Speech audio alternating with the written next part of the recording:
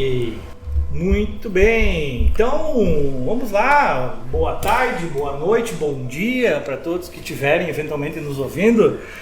Ivo, seja bem-vindo. É a primeira vez que eu te convido para a gente conversar sobre conceitos, nosso dicionário de conceitos, né? O dicionário de conceitos históricos.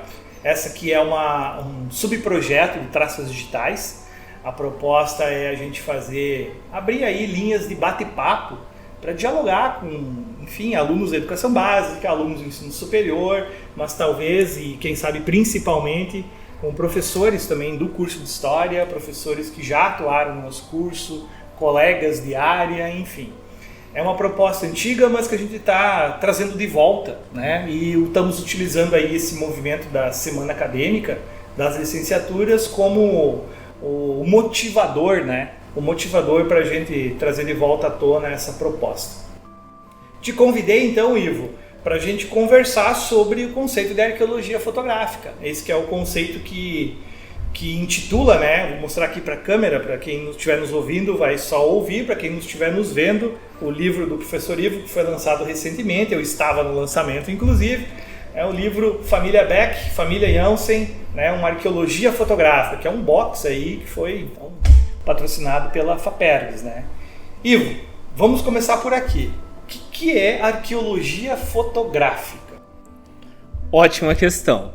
Muito bem, a arqueologia fotográfica ela é um conceito em que aborda uma dimensão da fotografia em que se pode trabalhar com elementos da materialidade da imagem. Essa materialidade, porque a arqueologia em si ela trabalha com materialidades, né? O conceito de arqueologia, né? Elementos da materialidade, né?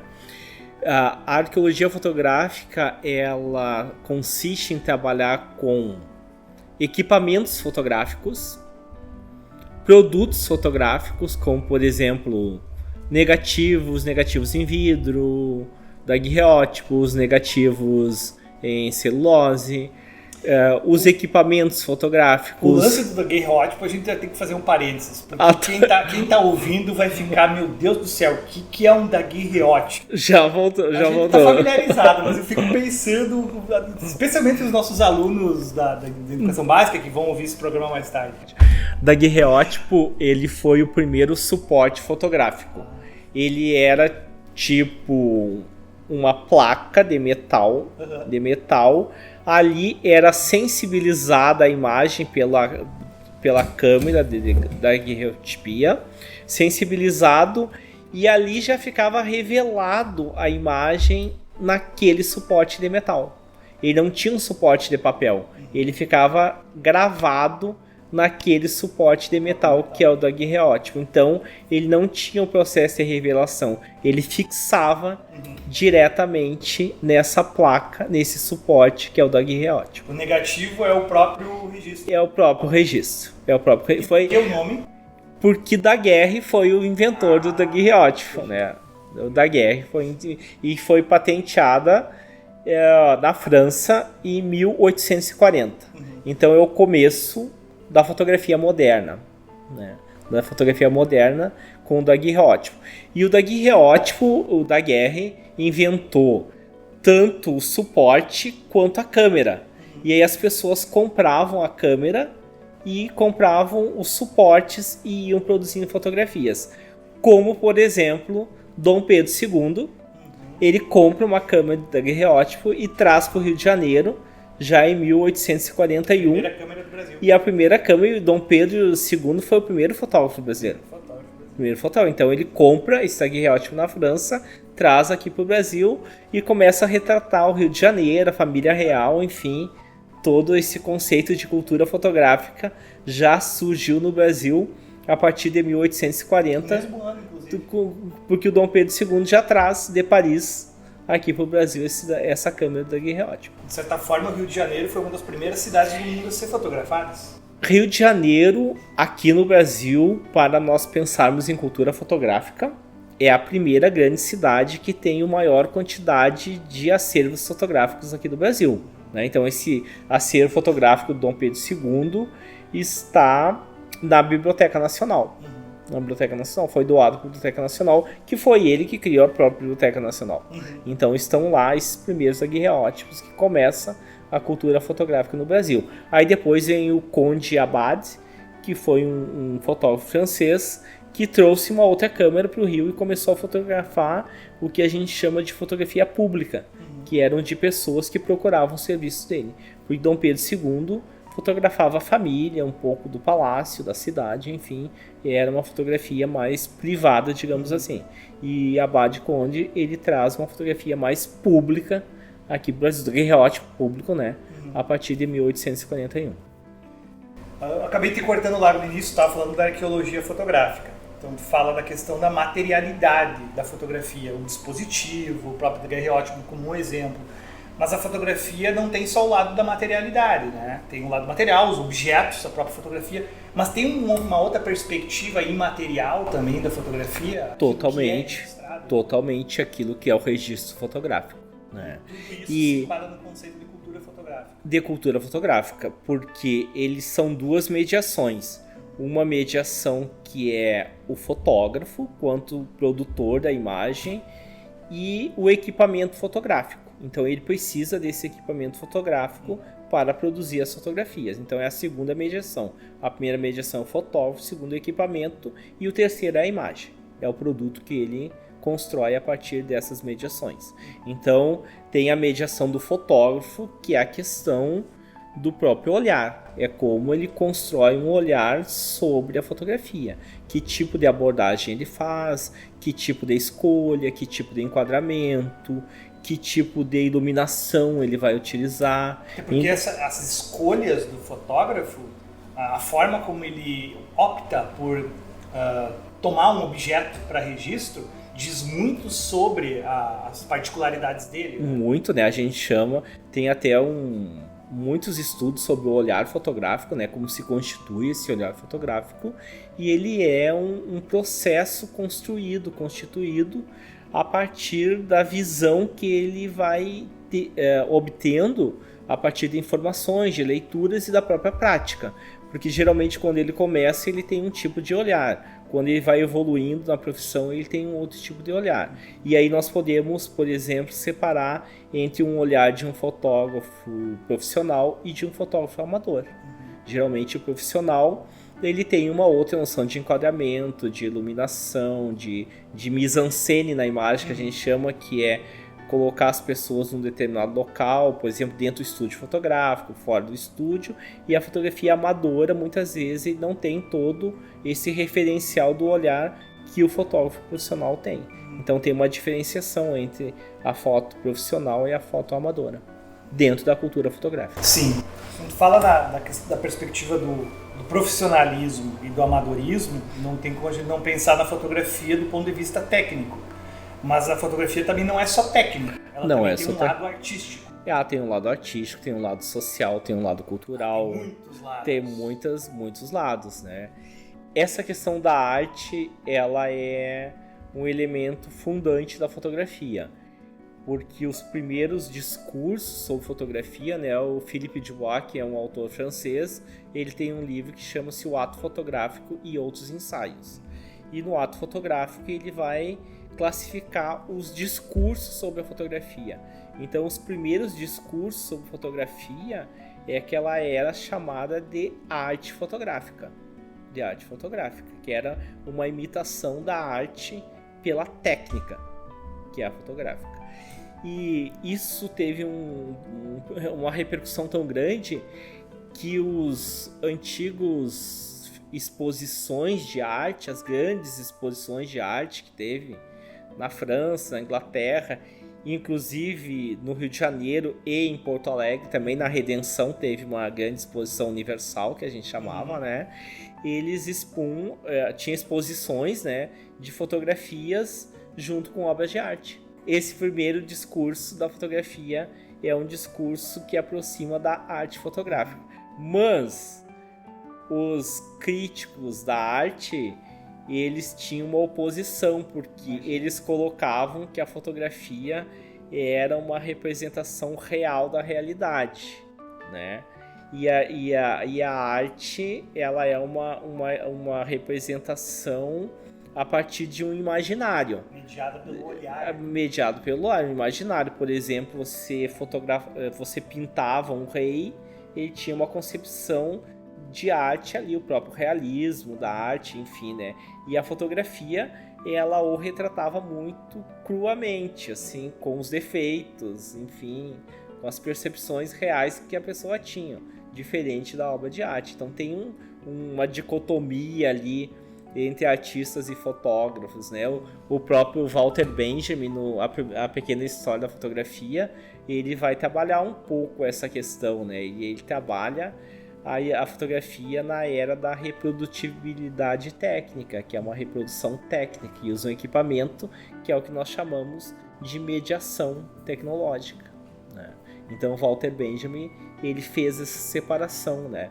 A fotografia pertence a uma técnica, embora o olhar seja o olhar humano, mas os instrumentos de captação dessa imagem é um instrumento técnico, e não é diferente da obra de arte, que trabalha com uma outra perspectiva de construção imagética.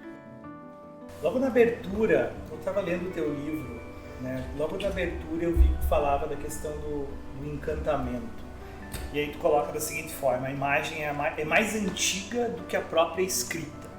Eu fiquei com essa frase na cabeça, porque eu fiquei pensando a imagem como uma forma de escrita. Eu sempre tinha a interpretação, sempre tive a interpretação, inclusive quando eu trabalhava esse tema em sala de aula com os alunos, da imagem, da pintura rupestre como uma representação pictográfica, ou seja, uma tentativa de comunicar algo, né, pelo desenho pictográfico, pela pintura rupestre.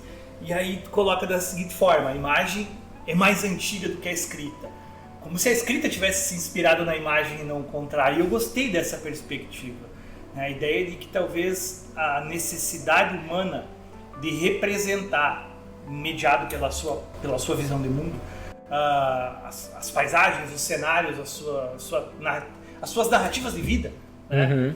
Está presente desde a aurora da humanidade. Exatamente. Desde do princípio da revolução cognitiva, né?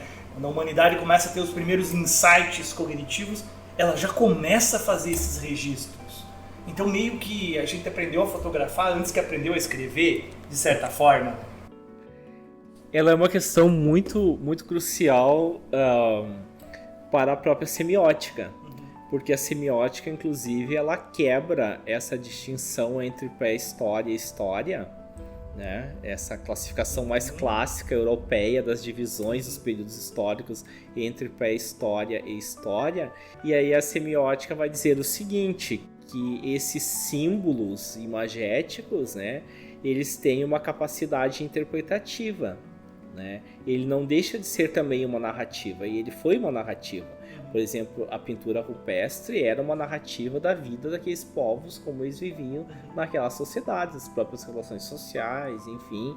Então se tem ali toda uma narrativa que, a partir desses estudos da semiótica, eles são capazes de decodificar esses signos e fazer uma leitura interpretativa. Então a semiótica, ela nos ajudou nesse sentido. Então eu coloco mais antiga que a escrita, porque ela é uma capacidade também, semioticamente falando, discursiva. Porque você faz um discurso pela imagem. Você constrói uma noção de realidade, de realismo também pela imagem, né? O que eu gostaria de salientar é essa capacidade interpretativa da imagem, que ela foi presente, ela é presente em todas as sociedades desde a antiguidade, da pré-história, que você já tinha uma capacidade interpretativa dessa imagem antes de uma iconografia escrita propriamente dita, né? Eu acho que ela rompe um pouco com esse padrão de entendimento do próprio mundo a partir dessas fontes interpretativas. E a imagem nos dá essa capacidade interpretativa, discursiva, de diferentes realidades, capaz, inclusive, de romper com essas clássicas divisões que a historiografia nos deu. A historiografia europeia, né, nos deu essa classificação, né? A ideia é a ideia do marco como demarcador das fronteiras, né? A nossa necessidade de estabelecer fronteiras e limites. Então, tu levanta marcos e diz, não, desse marco para lá é teu território, para cá é meu território. Então, quando a gente demarca historicamente a passagem do tempo, é essa tentativa também de se apropriar de determinados momentos da história, determinadas eras, e defini-los como meu, como seu, nosso, enfim. Se, por exemplo, nós analisarmos na própria América, né, o continente americano, que se tinha a presença de arte rupestre também na própria pré-história, enfim, né? Então, da região aquela na Bahia mesmo, que tem as pinturas mais antigas. Não lembro se é na Bahia. Em Minas. Em Minas. É em Minas. É em Lá Minas. foi achado também o crânio do Luzia, da Luzia, né? Esse território, né? Ali é um local que tem, assim, uns registros imagéticos, uns dos mais antigos do continente americano. Foram tombados como patrimônio, né? Então, o que eu quero colocar, inclusive, isso, que essa capacidade interpretativa da imagem, ela se desenvolveu durante muitos séculos, capaz de dar uma noção também do mundo, inclusive para pessoas que não tinham o domínio da escrita. Ela consegue ler uma imagem, fazer uma interpretação dessa imagem a partir da experiência de mundo dela, do próprio imaginário, né? Então, ela é uma presença muito forte nessas sociedades antigas e continua no mundo contemporâneo, né? Que a guerra das imagens, né? Apresenta essa perspectiva de fazer com que esse mundo imagético ele torne-se cada vez mais representativo em termos de elementos sociais, culturais, enfim, né? A partir de marcos que são muito presentes, né?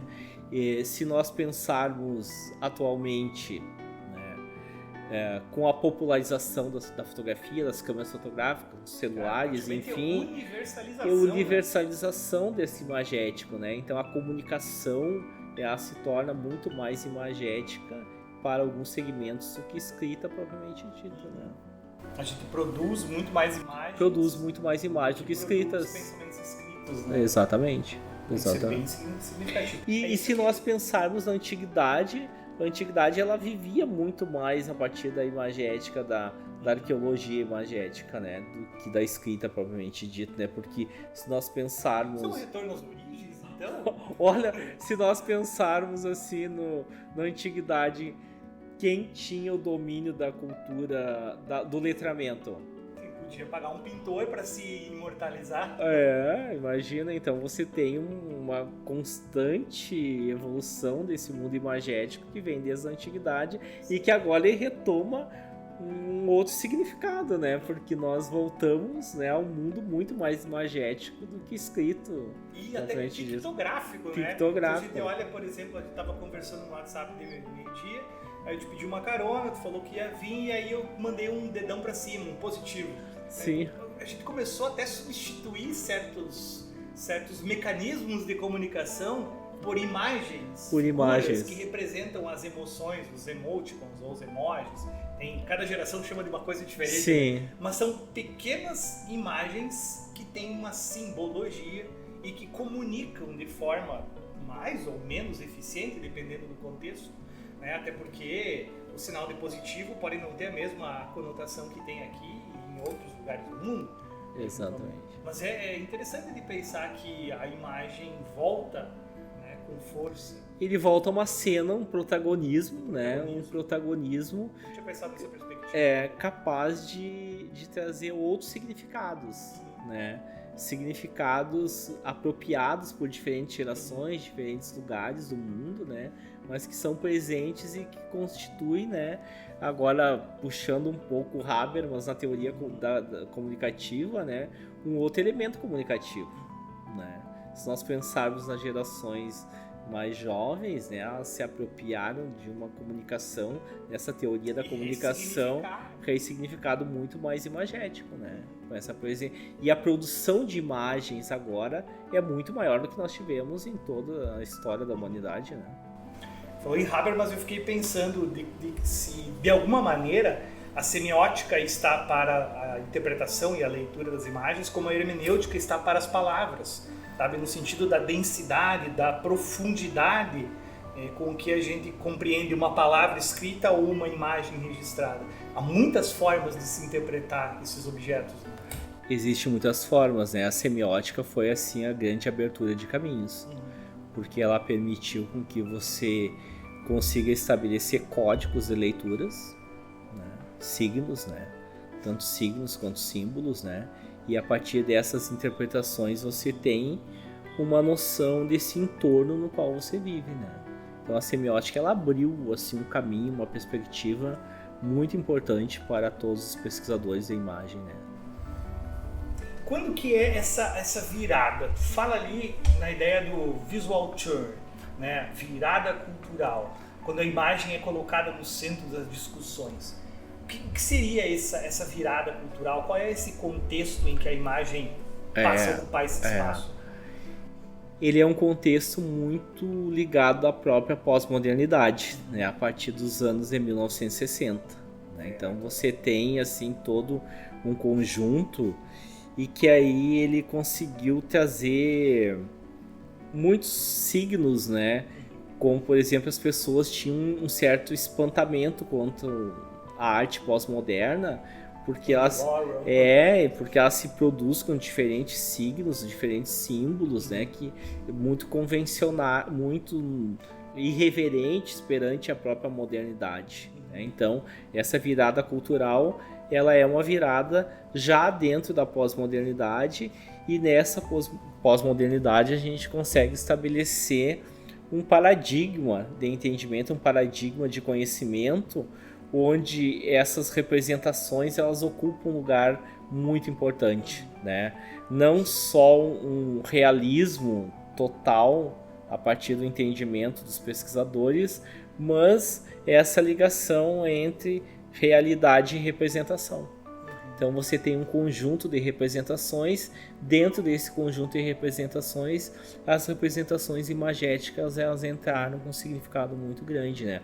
Aí você vê isso nas artes, no cinema, na televisão, né? Você vê todos esses veículos de comunicação, como a partir dos anos de 1960, eles abrem um espaço extremamente significativo. E adentro, por exemplo, o fenômeno da televisão é incrível nesse sentido, porque se nós pensarmos hoje, quase todas as pessoas têm uma televisão, um meio de captação de imagem, né? Dentro de casa, né? Então você traz esse mundo, essa virada imagética mesmo, essa virada cultural mesmo, e você se apropria ela de uma forma muito avassaladora, digamos assim, perante o que nós teríamos na primeira metade do século XX, né? Quem tinha acesso a tudo isso, né? E agora todas as questões da informática, a questão online, enfim, você tem essa ligação com o mundo e uma apropriação desse mundo imagético de uma forma muito crescente, né?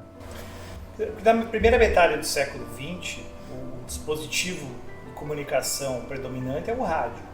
Exato. Nós temos o rádio, o jornal. O rádio e o jornal impresso, a palavra escrita, embora tenha algumas imagens, tem uma mediação das imagens, mas a palavra escrita é o chamativo principal, né? As grandes manchetes, as letras garrafais, né? E o rádio, né? A palavra ouvida, como, enfim, eventualmente tem alguns dos nossos alunos nos ouvindo nesse momento. E, claro, tem um dispositivo técnico aqui, né? Que é a possibilidade de fazer a transmissão das palavras pelas ondas sonoras, né? Pelas ondas do rádio. E também a possibilidade de você imprimir e distribuir com cada vez mais facilidade os jornais impressos. Tem uma questão de acesso à informação, né? O jornal é barato, né? Então era acessível. O rádio era gratuito, era só tu ter o dispositivo ou compartilhar o dispositivo, muitas vezes, né? Sim. A mesma família, ou todo mundo sentado ao redor do rádio, ouvindo a rádio, compartilhando o dispositivo. Só que nesse momento da virada cultural, nós temos a entrada do novo dispositivo, são os dispositivos de tela, né? A televisão, por exemplo. Ela é a chegada do cinema na casa das pessoas. Então, é efetivamente uma grande revolução que vai ser causada culturalmente pela televisão. a minha dúvida é, a televisão na virada cultural é o dispositivo técnico que causa esse novo lugar da imagem na sociedade, ou é a própria necessidade ou o desejo ou a forma como a gente se relaciona com as imagens que fazem da televisão um dispositivo que se populariza com bastante profusão? Tipo, será que é o dispositivo técnico que possibilita isso? Ou será que é a imagem que possibilita a existência do dispositivo técnico? Essa virada cultural, ela tem uma característica fundamental, né? Que é essa propagação das imagens em movimento. Né? Antes da televisão a gente já tinha o cinema, né? Mas o cinema era pouco acessível, né? Não tinha uma acessibilidade ao grande público em zonas mais do interior, enfim, né? É claro que antigamente quase toda cidade tinha o seu cinema, né? Tradicionais, né? As cidades maiores, né? Mas a televisão, ela impulsiona essa imagem em movimento, e essa imagem em movimento, ela permite que você tenha um tempo de espectador, né? De elementos que acontecem muito presentificados na sociedade, né? Uma coisa que acontece no mesmo dia já é transmitido para o mundo inteiro, e o jornal e as revistas, enfim, elas teriam uma temporalidade um pouco diferente de chegar dentro dessa teoria da comunicação do Habermas. Então a televisão, ela revoluciona nesse sentido, porque ela traz essas imagens muito instantâneas de um movimento do próprio mundo. Você traz o mundo assim para a casa da pessoa. Ela fica em contato com o mundo visualmente ali. A televisão deixa o mundo menor. Ela deixa o mundo menor nesse sentido, né? Então ela permite uma circulação, né? A gente chama-se de esse circuito social da imagem, né? Menor não totalmente, deixa maior, porque o mundo passa a ser maior do que a minha pequena comunidade. Claro. Fica menor porque fica mais acessível, eu consigo chegar mais longe. Essa noção de circuito social da imagem, que é a produção da imagem, e aí a televisão tem uma imagem muito mais instantânea de produção, né? Você tem a circulação, que são esses meios, e a televisão é um meio de circulação, e a apropriação, porque aí você apropria isso de uma forma diferente, porque você está em contato com uma realidade um pouco mais, com uma velocidade muito maior do que você tinha, por exemplo, nas revistas, nos jornais, enfim. Essa questão da popularização da TV, da televisão, do acesso a dispositivos de imagem, é disso que tu fala quando tu fala da guerra de imagens? Exatamente. É a guerra pela atenção pela imagem? Exatamente. É a disputa, é um território em disputa da imagem. É um território em disputa, né? Isso então, começa com a virada cultural ou ainda antes? Olha, antes da virada cultural, nós tínhamos um circuito social da imagem de elementos mais clássicos, como por exemplo a arte, a fotografia, o cinema, e aí mais restrito a certos públicos, né? E aí a televisão dá essa popularização da imagem, uma democratização da imagem e um outro tipo de apropriação, porque aí você tem elementos que caracterizam a própria cultura universal e te chegam de uma forma muito instantânea. Então, nesse circuito social, essa questão da apropriação é importante. Né? Como você apropria, como você interpreta a imagem, como você dá um significado para ela na tua vida. Né? Mas nós temos ainda, nós estamos falando, já saltamos para a segunda metade do século XX, porque efetivamente a televisão, ela é um dispositivo revolucionário à medida em que ela entra nas nossas casas e ela possibilita essa janela de acesso a um recorte da complexidade do mundo. Um recorte porque, obviamente, ele é mediado pela emissora, pelo jornalista, claro. pela pessoa que produz. Né? Mas a gente vê essa mesma mediação quando a gente pensa no fotógrafo posicionando sua câmera no lugar público ou mesmo no seu estúdio. Ele está fazendo um recorte da realidade. Um recorte da realidade. Está oferecendo esse recorte dentro de um dispositivo que é a fotografia. Porque o instrumento que ele usa, a câmera fotográfica, ela tem um limite de recorte. Porque a intensidade com que você abre ou fecha a tua objetiva, né, ela permite esse recorte com mais profundidade ou com menos profundidade.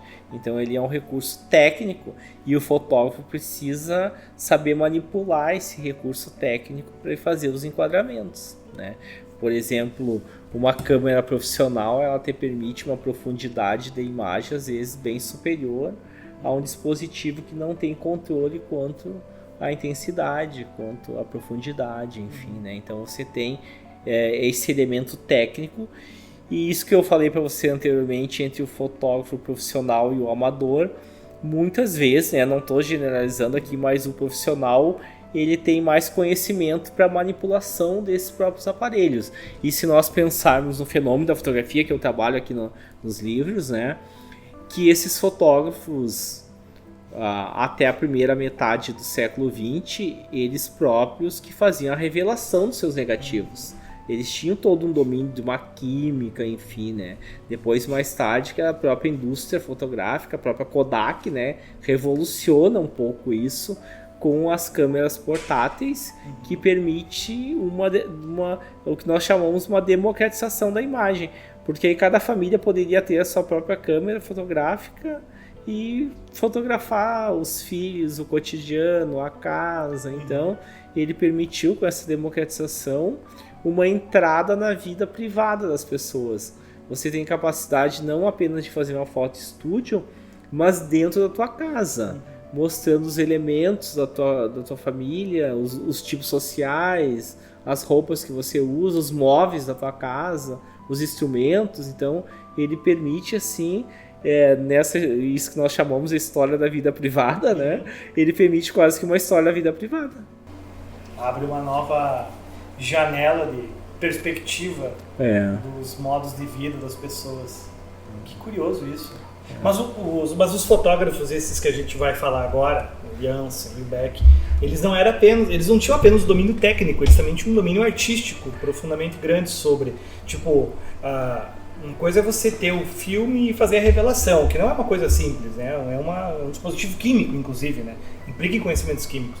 Mas tu tem uma série de ajustes, de reparos, de retoques que podem ser feitos, inclusive, depois dos negativos. Quando a gente pensa nos negativos de vidro, por exemplo, sim, era bem comum que eles fossem retocados também, melhorados. Então, também tem um olhar artístico, né? Como eu falei para você, essa primeira série de discursos sobre a fotografia, ele colocava como arte fotográfica.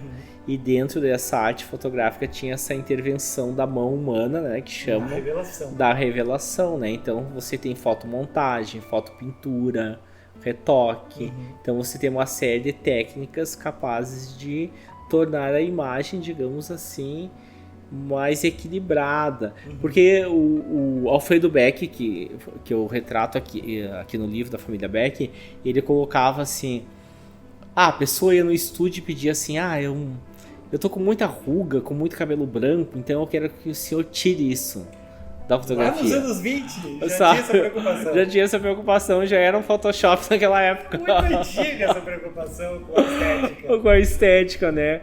E o Janssen, ele foi assim, um dos pioneiros a colorizar negativos preto e branco, né? Ele colorizava, né? A colorimetria, né? Ele já trabalhava com cores. Colorimetria. Ele já aplicava cores aos negativos preto e branco, né? Então ele já inovou na técnica, né? E o Janssen tinha como o Janssen, nós entrevistamos ele, né? Eu consegui, assim, quando eu era bolsista de iniciação científica aqui na UniG, eu comecei muito cedo nesse trabalho, assim, com 19 anos eu já trabalhava como bolsista de iniciação científica. E eu e a Graciela e Fabrício fomos na casa do Janssen e fizemos um depoimento dele, né? E ele nos colocou aí, nos mostrou, inclusive, assim, para mim e para a Graciela, livros de arte que ele comprava, que ele trazia da Europa, que ele trouxe na viagem, enfim. Então, e ele tem muitas imagens, assim, muito de uma perspectiva do pós-realismo, né? Ele tem imagens e ele fazia muitas também fotomontagens, né? E participava de exposições fotográficas no Brasil e no exterior, dos fotocineclubes. E esses fotocineclubes, eles eram assim um mecanismo que agora voltou novamente, esses fotocineclubes, né? Mas eles são muito antigos, né? Eles eram associações que os fotógrafos discutiam sobre fotografia, o olhar, as técnicas. Eles eram um centro de discussões e eles tinham uns calendários assim onde eles publicavam dos fotógrafos associados ao Fotocineclube, né? E o Jansen participava muito ativamente, né? Por isso que o Jansen ele conseguiu desenvolver muito essa questão que a gente chama de arte fotográfica, propriamente dito, né? E o Beck, a família Beck, eles tinham um estúdio no centro da cidade e as fotos eram mais profissionais, né? Dentro do estúdio ele fazia foto como fotógrafo itinerante também, percorrendo aqui a região, os filhos dele, né? Os filhos mais jovens, né? E eles conseguiram captar imagens assim muito da região, daqui indo até a própria divisa com a Argentina. E eles tinham um estúdio fotográfico, né? E no estúdio fotográfico a própria noção de imagem dentro do estúdio, né? Que vem do Nadar, Derrida, da França, enfim. Eles têm uma fotografia um pouco mais estilizada, digamos assim, né? Até muitas imagens que a gente tem de imigrantes aqui da região que são muito parecidas com o que eram feitos nos estúdios da Europa, né? Vou usar um termo assim que é pôr-se em cena, né? Que é mise-en-scène, né? Então é como se colocam as pessoas no estúdio fotográfico, a posição, por exemplo, a posição do pai, da mãe, dos filhos, dos objetos, né? O pôr-se em cena, a né? A posição do pai. É, exatamente. Não, ele faz parte muito de uma cultura fotográfica que os fotógrafos aqui do Brasil eles se espelham nesses fotógrafos europeus, né? No caso do Jansen e do Beck, eles vieram da Europa para cá, né? Então eles tinham esse conhecimento, né?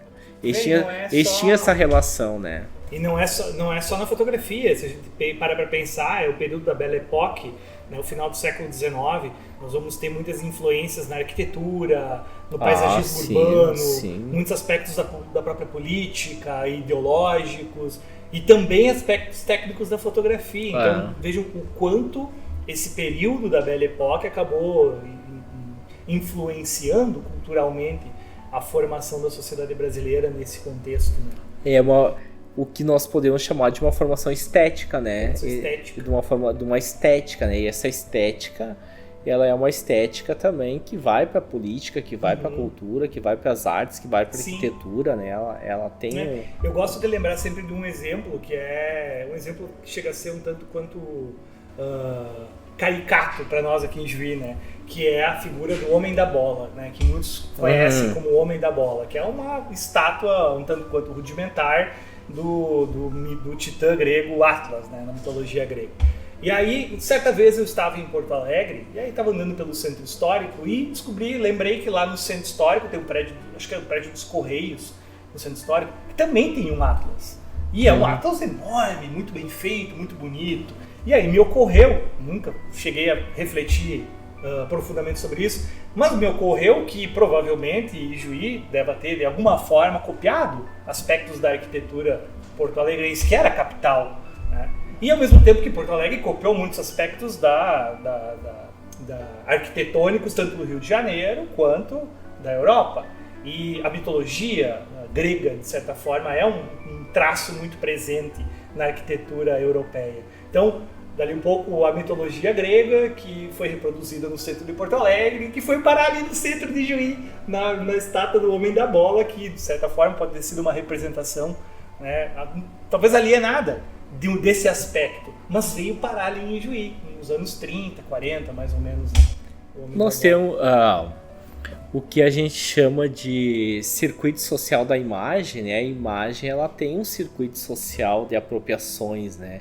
Por exemplo, a própria arquitetura aqui na cidade no começo, uma arquitetura mais neoclássica, né? Por exemplo, o Clube Juí, para quem é daqui de Juí, a prefeitura, a própria escola Rui Barbosa, um Ruizinho ali no centro. Eles têm toda uma arquitetura neoclássica que repercute o padrão estético de um período histórico, né? Nós temos assim algumas casas aqui que agora tem poucas assim de uma arquitetura mais dos anos 50, no pós-guerra. Então nós tivemos várias influências, né, desses movimentos estéticos, assim, isso, tanto a fotografia quanto a arquitetura, quanto o estilo da cidade, ela repercute, né? Por exemplo, a cidade desde o planejamento já é uma cidade republicana, né? E ela já é uma cidade aberta, né? As ruas são largas, elas não têm becos, não têm ruelas, então elas têm todas as aberturas, o encadeamento, né? Ela tem um traço urbanístico já de uma cidade moderna, né?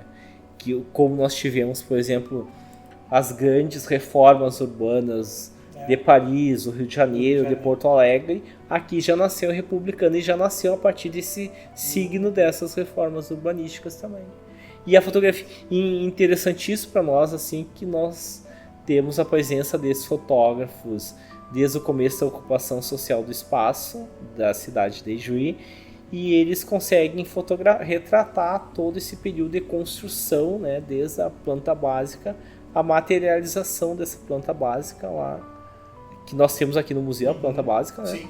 E no livro tem também, e a materialização de tudo isso, né? Como as ruas foram se transformando, a arquitetura, enfim. Então, é isso que a gente chama de circuito social da imagem. Ela é apropriada em diferentes contextos, com diferentes significados. E a fotografia, ela tem essa capacidade, José, assim, de testemunhar isso.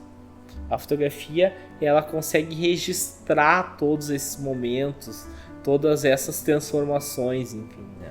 Tu falou aqui da fotografia da planta básica, e eu me lembrei que, esse trabalho aqui, na verdade, esse box, ele é resultado de uma geração de pesquisa, né? Tu está pesquisando isso há um bocado de tempo. Sim. Né? Tu mencionou antes que foi tua iniciação científica.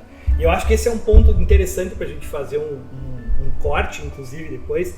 Nós estamos conversando aqui, estamos falando com a intenção de possibilitar essa gravação, proporcionar essa gravação para os nossos acadêmicos depois, especialmente aqueles que estão participando da semana acadêmica. Então, acho que é interessante a gente falar sobre essa perspectiva da iniciação científica como uma possibilidade de entrada, efetivamente, do jovem graduando, do jovem licenciando, num universo que é essencial no fazer universitário, que é a atividade de pesquisa. Né, que não se resume apenas, embora seja importante também, a pesquisa no campo da sala de aula, da disciplina, das leituras, uma ou outra disciplina. Não, a gente está falando de pesquisa de uma forma mais ampliada, em um projeto de pesquisa que implica em manuseio de fontes, em oitiva de sujeitos, fontes orais, fontes documentais. Tu teve essa possibilidade e isso foi importante na tua formação. Fala um pouquinho para os nossos acadêmicos sobre essa tua experiência e o quanto ela foi importante. Ela foi crucial para minha formação. E eu sempre fui muito curioso, assim, desde a minha infância eu gostava de ler, eu já lia jornais, meu pai assinava jornal, enfim, então eu tinha muita curiosidade com a leitura, então eu já comecei a pesquisar, digamos assim, desde a minha infância nesses jornais que eu lia, nas revistas, enfim, que eu lia. E quando eu entrei na universidade, eu tive essa possibilidade de ser bolsista de iniciação científica e marcou muito a minha carreira, porque, só para vocês terem uma ideia, assim, desde os 19, 20 anos, eu já fazia relatório para o CNPq. Né? Agora, pesquisador sênior, já quase que eu sou, eu continuo fazendo os meus relatórios. Né? Então, o aluno, ele entra numa sistemática da pesquisa científica, o relato, o relatório, o fichamento desse material. Então, ele tem um conjunto de metodologias capazes de desenvolver um trabalho científico. Então, eu acho que ele é crucial para a formação do pesquisador. E nós, no campo da história, né, nós formamos tanto o professor quanto o pesquisador, né, os dois juntos, né? E o incentivo à pesquisa, ela é fundamental nesse sentido. Eu tenho 3 bolsistas de iniciação científica agora, no momento, né? E a gente trabalha muito intensamente essa questão da metodologia, das fontes, das leituras, do fichamento, do relatório, e como ele transforma isso num saber histórico também, né? A partir desses elementos. Que eu, às vezes, brinco, né? que o aluno é muito acostumado com um saber histórico já pronto, né? Que é o que você lê em artigos, em livros, enfim. Mas quando ele se coloca nessa posição de pesquisador, essa capacidade que ele tem de produzir também conhecimento, eu acho que é uma outra dimensão, que é uma dimensão importantíssima na formação dele. E eu considero assim que o aluno que passou pela iniciação científica, ele tem uma outra visão, né? E nosso campo da historiografia, né? A historiografia trabalha muito com pesquisa histórica, né? A pesquisa empírica, propriamente dito, né? Em museus, em órgãos, em arquivos, enfim, né? E ele te dá essa expertise, digamos assim, para você adentrar nessa profissão de historiador, propriamente dito, né? Como eu trabalho em outros cursos aqui na universidade, no pós-graduação em Direito, no pós-graduação em Educação, e eu sinto que os meus alunos, inclusive alunos de doutorado, eles têm uma dificuldade de fazer uma pesquisa empírica. Eles são acostumados com uma pesquisa bibliográfica, né? Então eu fiquei pensando assim, nossa, eu faço pesquisa empírica desde os 19 anos de idade, aí um aluno está no doutorado, ele acha difícil passar um projeto pelo Comitê de Ética na Pesquisa, ele acha trabalhoso compilar dados, né? Então todo um processo que tem que a iniciação científica te permite desde o começo da tua graduação. Então eu acho fundamental essa trajetória. Quando enriquece, né? Quando enriquece a perspectiva de pesquisa, do pesquisador, né? Manusear, ter esse expertise, né, da fonte do documento, da sistemática de um arquivo, né, e inclusive da capacidade de sentar diante de um vasto arquivo, fazer recorte, selecionar. Não é que nem um livro, né? Um livro, beleza, tu tem uma referência bibliográfica, tu vai ler o livro, tu vai fichar, tu vai organizar as ideias e tu vai produzir. Agora, uma fonte documental, ela precisa ser tratada primeiro. Você primeiro tem que ter o acesso a ela, e esse já começa aí o problema, né? O acesso à fonte, a condição que a fonte se encontra, se ela se encontra em um arquivo formal ou num arquivo familiar, se ela está catalogada, se ela está em série, se ela está organizada. Então, é uma série de habilidades que a gente precisa desenvolver. É uma série de habilidades, para poder desenvolver a pesquisa nesse campo, né? Mas assim... E nós que estamos, inclusive, em uma instituição que é detentora de um dos mais completos acervos documentais aqui no interior do estado, né?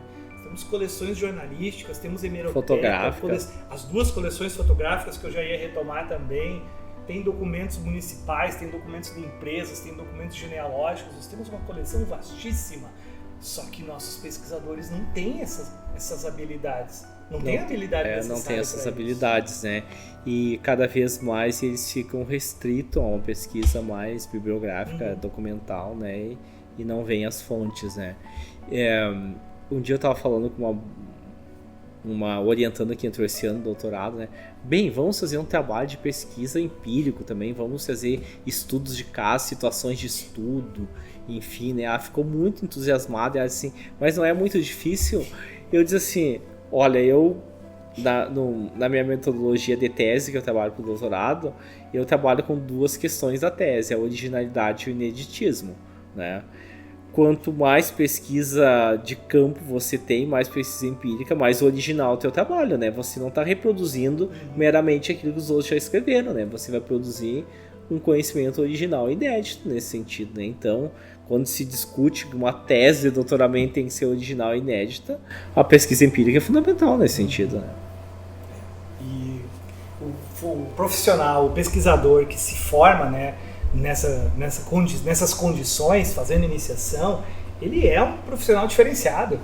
Ele é um profissional diferenciado, porque ele vai ter a metodologia da pesquisa num nível muito mais afinado, né? Ele vai ter uma série de mecanismos mais avançados para lidar com. E ele desenvolve habilidades, né, de trabalhar. Desenvolver as habilidades. Desenvolve ele vai ser pesquisador habilidades. em qualquer campo, né? Ele vai ter habilidade para pesquisar em qualquer contexto. E isso a gente diz, pessoal. A gente diz, acadêmicos que estão nos ouvindo agora. Eu tive uma experiência semelhante, agora tu falou, fiquei me lembrando, né? Uma aluna me procurou para pedir orientação sobre o projeto do TCC e e aí eu dei algumas dicas, vamos para documentação, vamos pegar fontes jornalísticas, eu estava trabalhando com jornais, então estava motivado com fontes jornalísticas. E aí foi até que ela fez a pergunta, mesmo que tu falou, né? Mas isso não é muito difícil? Mas é claro que é difícil, é claro, é evidente que é difícil. Mas por ser difícil que precisa mais habilidade, então a gente tem que treinar as habilidades, né? E eu percebo, José, que os próprios desafios do mundo bem contemporâneo, agora eu vou usar esse termo bem contemporâneo, né? Que o mercado de trabalho procura profissionais criativos, interativos, né? E a pesquisa é um elemento de criatividade. Né? Você cria um produto ali, né? Que é a dissertação, tese ou TCC, enfim, a partir desses elementos que você tem essa capacidade de interpretação, né? Então, você desenvolve muito mais a tua criatividade para ser um profissional também criativo. E eu percebo que muitas vezes profissionais que entram no mundo acadêmico, né, que não têm experiência na pesquisa, eles têm muita dificuldade em desenvolver um projeto, enfim, né, ou até de orientar os próprios alunos, problematizar, né? Mas se nós pensarmos no mundo do trabalho em si, no geral, né, quando eles colocam essa expertise, essa questão da criatividade, né, será que um profissional que passou a vida inteira repetindo coisas já prontas, ele vai ser um profissional criativo ou ele vai continuar repetindo todas as ideias que os outros já produziram? Né? Eu lembrei de uma outra anedota, né? Também um outro aluno que eventualmente estava no processo de elaboração da monografia, enfim, e aí ele veio com o projeto dele, mas o projeto dele não tinha ainda não estava bem estruturado, não tinha uma problematização clara. Não tinha uma pergunta objetiva, né? Vamos dizer assim. E aí eu comecei a inquiri-lo sobre isso, né? E fomos indo, fomos aprofundando, até que chegamos a um momento em que a gente fez uma pergunta que era efetivamente complexa. E eu perguntei a pergunta para ele. Tipo, e aí? E agora? E ele, eu não sei. Então tu tem uma pergunta de pesquisa. Agora tu tem um problema. Agora tu vai ter que juntar elementos, analisar fontes, ouvir pessoas, manusear os artefatos para poder dar conta de responder essa pergunta. E quando tu responder essa pergunta, tu vai ter a conclusão do teu trabalho. Vai ter a dedução, né? Então é isso que é fazer pesquisa. Oh, beleza! Entendeu o espírito da pesquisa. É isso, a gente parte com uma pergunta sem resposta. E se a pergunta for simples, a pesquisa vai terminar muito rápido, né? Ivo, nós estávamos falando aqui sobre a tua trajetória de pesquisa, a gente já mencionou rapidamente ao longo desse episódio os fotógrafos dessa arqueologia fotográfica, mas eu gostaria também de que tu falasse um pouquinho mais, de forma mais objetiva, sobre quem é o Eduardo Janssen e quem é o Germano Beck. Eu sei que o título do livro é Família Beck, eu queria que tu explicasse também por que num tem o nome, Eduardo Janssen, e no outro tem a família, e não o Germano Beck, que é o fotógrafo pioneiro, no caso, né? Quem são os teus sujeitos? Os meus sujeitos, né? Começar pelo Eduardo Janssen, que eu tive durante a minha trajetória essa possibilidade de entrevistá-lo, né? De conseguir captar muitas experiências dele, e eu considero o trabalho dele, eu sempre considerei o trabalho dele assim, muito precursor para a cultura fotográfica aqui da região, né? Pela capacidade que ele teve de trazer cenas muito diversificadas dessa cultura fotográfica. Ele ia nas propriedades, tirava foto das lavouras, as pessoas com roupas de trabalho, os artefatos, né? Então ele tem uma inserção no mundo da fotografia muito particular, e ao mesmo tempo ele teve um olhar muito mediado pela arte, e essa arte reproduziu, né, na concepção que ele tem da imagem, no estilo de captação, de enquadramento, de iluminação, de profundidade. Ele repercutiu muito essa formação artística dele, e eu considero assim que essa coleção Eduardo Janssen, ela nos dá uma dimensão não só plástica da fotografia, mas uma dimensão da fotografia como também, né, que é uma das capacidades da fotografia de ser um testemunho de uma determinada sociedade. Então ele testemunhou, ele ia lá na propriedade rural, fotografava a pessoa trabalhando, colhendo trigo, na colheita, no ato, assim. Então a cultura fotográfica do Eduardo Janssen é riquíssima nesse sentido. Que para nós parece uma coisa muito banal hoje. Pelo fato de que a gente tenha acesso a dispositivos simplificados. Portáteis, né? Agora, para o início do século XX, isso é extremamente que você teria que levar uma câmera muito grande, enfim, todo um equipamento de iluminação. Eu acho que ele foi pioneiro muito Talvez nesse... no lombo de um cavalo. Nesse sentido, né? E ele me falou que ele fotografou muito festas, casamentos, batizados, então ele teve uma inserção muito grande, né? E num dos depoimentos, eu não sei se eu vou conseguir reproduzir o que ele falou, mas ele disse que ele tinha como intenção fotografar o homem que colonizou esse lugar, o trabalhador, o imigrante, né? Esse sujeito social, quem eram esses sujeitos sociais, né, que ele fotografou, né? E a coleção Família Beck, por que é o nome coleção Família Beck, não Germano Beck? Porque o Germano Beck teve os filhos e os filhos continuaram como fotógrafos. Então são duas gerações de fotógrafos. O pioneiro Germano Beck, que vem da Alemanha aqui para o Brasil, e os filhos dele que continuaram a prática fotográfica, inclusive dentro do estúdio. Quando eram muito jovens, esses filhos do Germano Beck, eles trabalhavam com fotógrafos itinerantes, né? Tinha uma carroça que levava os equipamentos e eles percorriam toda essa região aqui fazendo as tomadas fotográficas.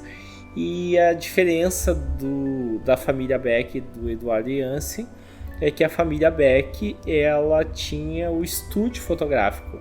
E o estúdio fotográfico, ele começou lá na propriedade rural que ele morava, né? Que são essas primeiras fotos que aparecem com esses painéis aqui, né? Então ele tinha assim esse painel que ele levava de fundo, alguns instrumentos, assim, o gramofone, enfim, e ele fazia um estúdio ao ar livre. Então ele montava elementos do estúdio na frente das casas, né? O estúdio itinerante, né? O estúdio ao ar livre, né? Com elementos, né? E ele pegava às vezes elementos da própria família, assim, por exemplo, uma senhora com uma bíblia, com um rosário, com um raminho de flor, então elementos da vida deles, e eles faziam esse estúdio ao ar livre lá na frente da casa das pessoas. Então ele teve tanto o estúdio fixo na cidade quanto esses estúdios itinerantes, né? Então ele montava assim todo um cenário para que essas pessoas pudessem ser fotografadas, né? Aqui nessa foto ela é bem interessante, né? Porque tem o painel aqui e uma parte da parede, né? Pela abertura da objetiva ele pegou tudo, né? Mas geralmente pegava essa parte aqui do recorte do painel, né? Para ver como se reproduziam essas imagens nos estúdios, né? Porque os estúdios, né? Nós temos aqui, inclusive aqui no museu, um painel que era da família Beck, que era um elemento que eles mandavam fazer por um pintor, tinha uma cena, algumas colunas gregas, então se tinha toda uma encenação nesses painéis, as referências europeias, né? E o estúdio da família Beck tinha uma pequena coluna grega, assim, que está aqui no museu também, algumas cadeiras para as famílias sentarem, o pai e a mãe geralmente ficavam no centro sentados, os filhos ficavam em pé, então se tinha toda uma composição desses instrumentos, né? Alfredo Beck, que foi um dos que continuou o trabalho como fotógrafo até a década de 1980, que aparece no livro, ele coloca para nós lá num depoimento dele que eles tinham algumas roupas dentro do estúdio fotográfico, algumas roupas e acessórios para o cabelo, enfim, colares, algumas coisas, alguns ornamentos que a gente chama assim, para que as pessoas colocassem aquilo para serem fotografadas, né? Eu assisti um documentário que a Solange Ferraz, do Museu Paulista, faz, e eu achei muito interessante, que eu quero fazer exemplo aqui no livro, né? Da fotopintura, que ela percorreu alguns fotógrafos nordestinos que faziam fotopintura, e na fotopintura eles pintam roupas, né? Ternos, vestidos, colares, enfim, né? E ela entrevistando um fotógrafo e o cliente, né? E aí o cliente assim, eu quero que ele pinte com um terno, uma coisa bonita, assim, porque eu quero que meus filhos tenham essa visão que eu sou uma pessoa de sucesso, bonita, bem-sucedida, né? Ele com todo esse ideário da modernidade, do progresso, né? Projetando a representação, né? E aí o Alfredo Beck me coloca assim, eles tinham ternos, gravatas, chapéus e tudo, para a pessoa se representar de uma forma... equivalente do filtro. De um filtro, assim, é quase que criação de um personagem. De repente são pessoas muito simples, né, que não tinham aquele tipo de roupa, e aí iam nos estúdios fotografados com aquela indumentária, né? Essa questão da ascensão social, enfim, da representação mais idealizada que se tinha, né? E os estúdios europeus, Desirri, Nadar, todos, eles eram quase que um teatro, né? De tantas indumentárias que se tinha, né? Elaboradíssimos, né? E aqui se repercute. E uma questão que eu quero, talvez para finalizar a questão dos livros, né? Tanto a família Beck quanto o Eduardo Janssen, eles mantinham uma relação muito profícua com a Europa, de comprar materiais, catálogos sobre fotografias, o Eduardo Janssen com livros de arte. Então muitas coisas que faziam parte de uma cultura fotográfica europeia, elas já eram reproduzidas aqui, né? Esse circuito da cultura fotográfica, né? Embora assim, se nós pensarmos na colônia de Juí, pode ser um lugar tão isolado assim, no interior do Rio Grande do Sul, mas eles tinham uma relação com uma cultura fotográfica universal, e as imagens aqui reproduziam isso, né? Então a nossa cultura fotográfica aqui, ela se relaciona diretamente com uma cultura fotográfica europeia, e se reproduzem aqui esses papéis sociais, esses estereótipos assim, de representações de sujeitos, né? Esse sujeito vencedor do mundo, né? Bem vestido, bem apresentado, que na Europa tinha de civilidade, já se reproduz aqui nessas fotografias. E que muitas vezes, né, José, e isso aconteceu muito, o Alfredo Beck me colocou muito isso, né?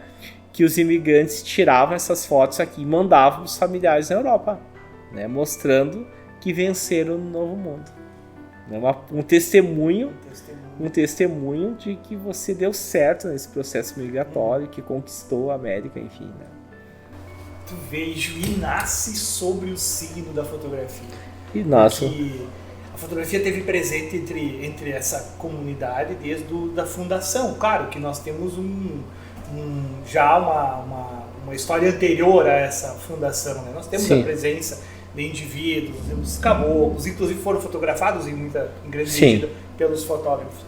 Mas à medida em que há a oficialização da criação da colônia, nós já temos praticamente ao mesmo tempo os primeiros fotógrafos atuando. Sim. Então é de um privilégio, de certa forma, nós podemos dizer assim, o fato de que, sendo uma das primeiras colônias, talvez, não sei se a primeira colônia da Nova República... Deve ser, porque ela é de 1890, né? Exatamente, um ano depois da proclamação da República, nós temos, em outubro, né, 11 meses depois da proclamação da República, o início de um novo projeto, né, um projeto republicano, um projeto urbanístico, um projeto multiétnico, e que também, e aí nós temos que ponderar, por sorte, de certa forma, com a presença de 2 fotógrafos para registrar isso efetivamente, para registrar esse início de uma nova era, por assim dizer, né, de um novo tempo histórico. De novo tempo, né? Essa questão dessa terceira fase da modernidade que a gente chama, né? Que o Marshall Berman vai colocar, né? Então ele já traz... É uma colônia moderna, uma colônia interétnica, intercultural, né? E ela tem esse signo positivista republicano brasileiro, né? Super presente. Que é a questão do progresso, né? Então, quando as pessoas se vestem com aquelas roupas para representar um homem bem-sucedido, ele é esse signo do progresso já aqui, né?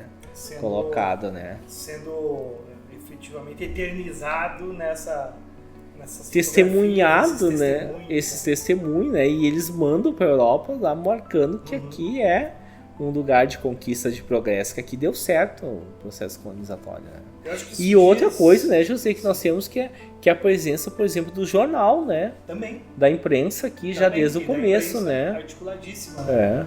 De Serra Post, depois Correio Serrano. Os jornais, inclusive é um desses jornais que não é um dos primeiros, obviamente, mas é um jornal que foi muito importante, dado que é um jornal de abrangência nacional, que acabou sendo objeto da minha pesquisa também, né? Eu trabalhei com o Cotrijornal na época em que a Cotrijuí se projetou nacional e internacionalmente como uma potência desse segmento agropecuário empresarial, né? Cooperativista empresarial, e como a imprensa serviu como um mecanismo também de registrar essa concepção progressista de mundo, essa concepção desenvolvimentista, né? Eu acabei fazendo uma análise de discurso do jornal, que é algo semelhante a gente fazer a análise semiótica das imagens, né? No Beck, no Jansen, a gente consegue fazer pela semiótica uma leitura desse mundo progressista, civilizado, que é o que eles estão tentando registrar e também legar, né, para as gerações. E é o que eu acabei vendo também no Cotrijornal e nos jornais que eu manuseei ali, só que pela perspectiva do discurso escrito, né? As palavras-chave, o uso de conceitos ideológicos, o uso de expressões que denotavam esse desejo de crescer, expandir, né? Então é muito forte isso ao longo de toda a história de Juí, a gente percebe essa... Outra questão, por exemplo, Roberto Leff, quando veio para Juí, que foi fundador de Serra Post, né? E ele veio para Juí já era doutor. Ele tinha doutorado na Alemanha. Né? Então, assim, eram pessoas que... Qual era o campo dele? Ele era do direito, ele fez direito e jornalismo. Olha só. Eu acho que eu acho que o doutorado dele foi em direito. Ele era o criador do jornal. Do jornal. Ele já tinha doutorado quando veio aqui. Quando veio para o Brasil. Ele veio para Cruz Alta e depois veio aqui para Juí. Então, essas figuras assim que impulsionaram essa noção de progresso, de modernidade, né? Então, tanto jornalistas, fotógrafos, os imigrantes que investiram em pequenas fábricas, indústrias, pequenas indústrias, enfim, então... E serviços também, e serviços, todos os fotógrafos, né? Os fotógrafos que testemunharam todo esse processo, né? Então, ela é marcada, assim, por esse signo da modernidade, né, desse capitalismo que avançou nesse espaço tão longínquo dos grandes centros, mas que aqui ele tinha uma pujança assim, de desenvolvimento, né? Isso foi muito colocado, né? Por exemplo, eu fui em banca de um rapaz que ele trabalhou a questão dos calendários, né? Os calendários em alemão que eram publicados pelo de Serra Post, né? O calendar, então, mostra assim todo o desenvolvimento, a importância dessa imigração alemã para o desenvolvimento da cidade, né? E se trabalha muito nesse discurso desenvolvimentista, né, da cidade, como colocando que esses jornais, né, o próprio de Serra Post, ele vai circular por todas as colônias alemãs, né, e mostra um pouco esse desenvolvimento. Então, esse signo da modernidade, ele vem muito forte. Para nós ir para as nossas conclusões, Ivo, vamos voltar ao conceito original e vamos pensar. Nós começamos falando sobre a arqueologia fotográfica e na perspectiva da abordagem histórica, vimos as famílias, vimos o tema de pesquisa, fomos aprofundando nessa perspectiva. O que esse conceito de De que forma que esse conceito pode ser pensado, pode ser percebido no cotidiano, né, do cidadão, da cidadã, da pessoa comum, na sua família, no seu trabalho? Em que medida que a arqueologia fotográfica é um conceito que pode ser compreendido e visualizado na minha casa, no meu trabalho, no meu mundo, né, no meu mundo particular? Como que esse conceito permeia a vida das pessoas e de que forma que a gente pode percebê-lo no dia a dia? Ele permeia na perspectiva de que a imagem ela pode ser uma testemunha. E ela foi ali testemunho de todo o desenvolvimento dessa colônia até chegar numa cidade. E pessoalmente, ligando esse conceito ao século XXI, essas imagens que eu produzo cotidianamente, que são produzidas em grande escala, elas também servem como testemunha. E muitas vezes, todo esse processo que nós temos agora de manipulação da imagem, ela volta novamente a esse ponto inicial, José. Que sujeito eu quero representar? Por que será que as pessoas usam tanto filtro na imagem? Elas querem representar um outro sujeito? Será que elas voltam por esse sujeito do progresso, esse sujeito que deu certo? Né? Por que eu preciso de tanto filtro? Eu preciso mudar toda a minha plasticidade? Quem eu quero representar? Quem eu quero ser testemunha para esse processo já na pós-modernidade? Né? Será que eu ainda, agora voltando lá o retoque na fotografia do século XIX, do século XX lá, será que a minha plasticidade como pessoa ela não é de um sujeito do progresso e eu preciso representá-lo de uma outra forma? Agora, no século XXI, será que eu preciso de um ideal de beleza que me represente de uma outra forma do que eu sou propriamente dito? Será que eu tenho algum receio de ser representado como eu sou? E eu procuro uma outra imagem que seja testemunha, que seja minha testemunha, que seja quase que um estereótipo meu, né? E que tipo de imagem eu quero ter como testemunha? Inclusive para as futuras gerações verem. Fiquei pensando até agora que eu te falava, para além da questão do filtro, que é óbvio, né? A gente percebe muito isso, quanto querer alterar a sua própria autoimagem, né? Tanto por meio do filtro, quanto, enfim, as poses de espelho, etc., que as redes sociais estão cheias. Mas, para além disso, essa coisa da fotografia como registro das tuas campanhas particulares. Por exemplo, lugares do mundo em que são famosas as selfies para mostrar que você esteve lá. Você já estava vendo alguma coisa sobre isso? Em Machu Picchu tem um lugar específico de Machu Picchu que é aquela cena clássica que você fotografa com a Huayna Picchu no teu fundo, né? Um plano de fundo. Então as pessoas fazem fila lá no início da manhã. Às vezes elas ficam metade do dia, se não mais, na fila esperando para tirar foto naquele lugar. E perdem todo o passeio, porque quando terminam de tirar foto o parque já está fechando. Mas a questão não é visitar o parque, a questão não é visitar Machu Picchu, a questão é fazer a foto. É fazer a foto e provar que tu esteve lá. A questão é fazer a foto da Torre Eiffel, a questão é fazer a foto no Cristo Redentor, é fazer a foto no Canyon. Agora, a gente não vivencia as experiências, a gente registra. Então, meio que parece que a foto virou apenas a prova, a evidência de que eu estou fazendo a minha parte, né? Estou no mundo. Eu acho que volta essa discussão do ícone. Do ícone, né? Então a fotografia é icônica nesse sentido, né? Porque ela tem uma representação perfeita daquilo que eu imaginaria. Idealizo. Que eu idealizo, que é o meu imaginário, né? Então esses lugares instagramáveis, como se chama agora. Tem os restaurantes, né? Esse restaurante é instagramável, esse lugar. Mas e o cardápio? Tá sabendo o cardápio? Quero saber se é instagramável, né? Então, nós voltamos a esse caráter icônico da imagem, né? A imagem virou um ícone nesses lugares representativos de uma nova memória, né? Então, se constrói a partir desse ícone que a imagem registra esses lugares para uma memória futura, né? Para que eu realmente estive presente, vou usar um termo muito atual, né? Eu tive uma experiência nesse lugar, né? Nesse lugar instagramável, e eu registrei isso como uma futura memória.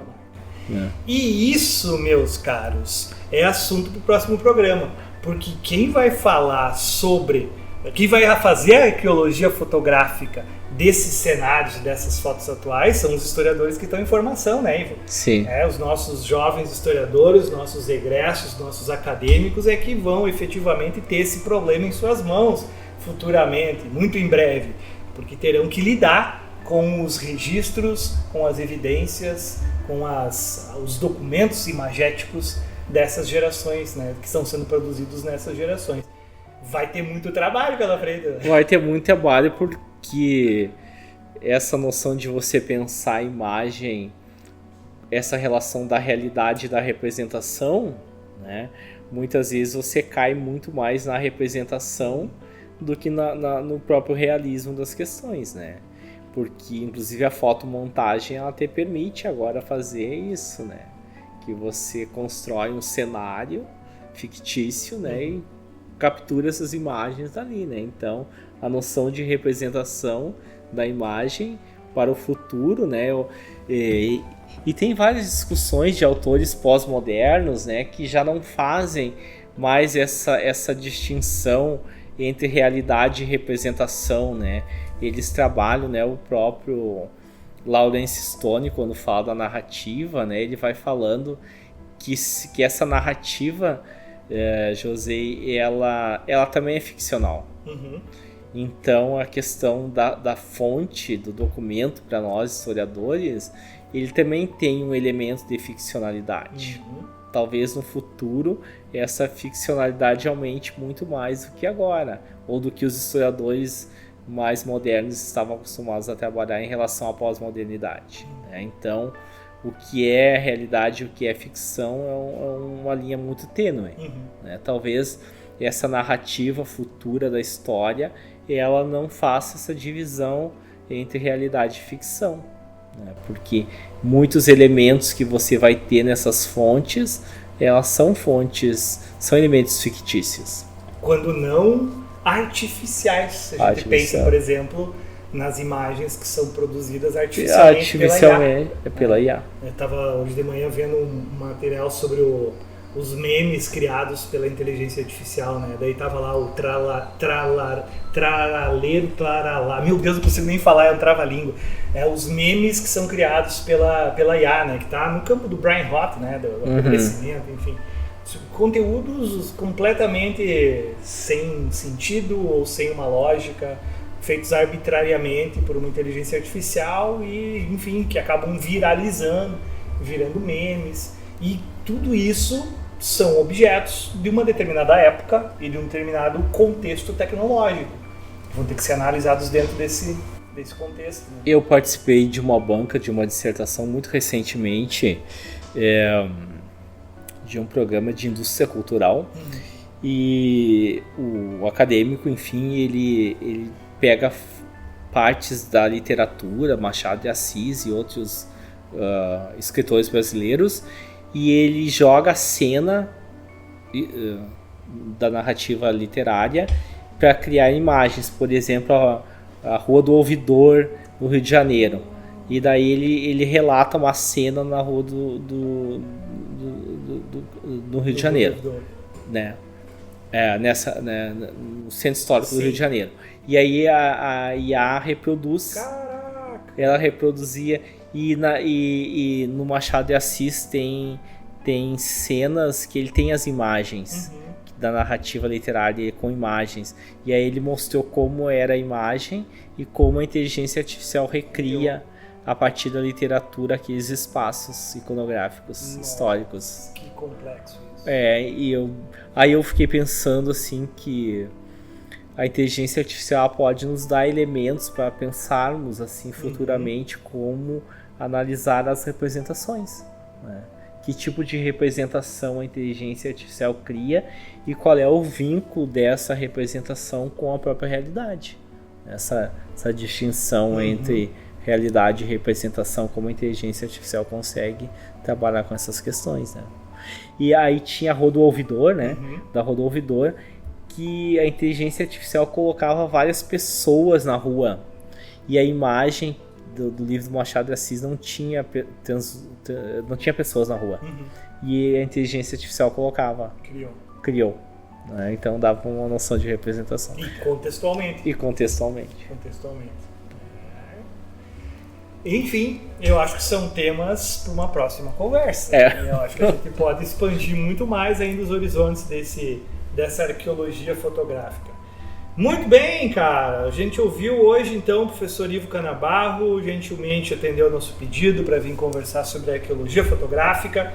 Acho que fizemos um bom bate-papo, produzimos um bom conteúdo, né? E vamos disponibilizar nos próximos dias esse conteúdo em vídeo, em áudio, nas plataformas aí da universidade, né?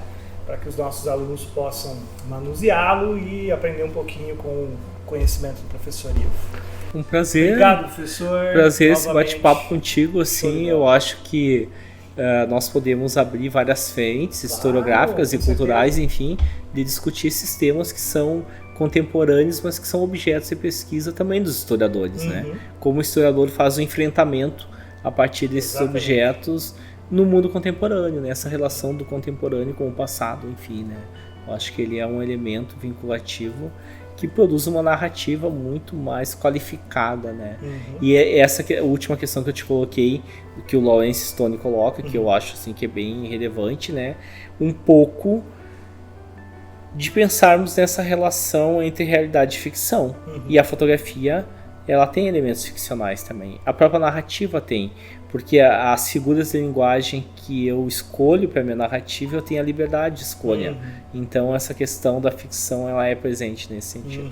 Mas obrigado pelo convite. Tênue equilíbrio entre a narrativa ficcional e a literalidade, né? Muito bom. Muito obrigado, professor. Um prazer, uma honra. Galera, ficamos por aqui. Muito obrigado para quem escutou até o finalzinho desse programa. E a gente conversa aí nas redes sociais, né? Deixe seus comentários, compartilhe esse conteúdo com os seus colegas. E uma boa tarde, uma boa noite, um bom dia para todos aí. Valeu? Valeu. Tchau.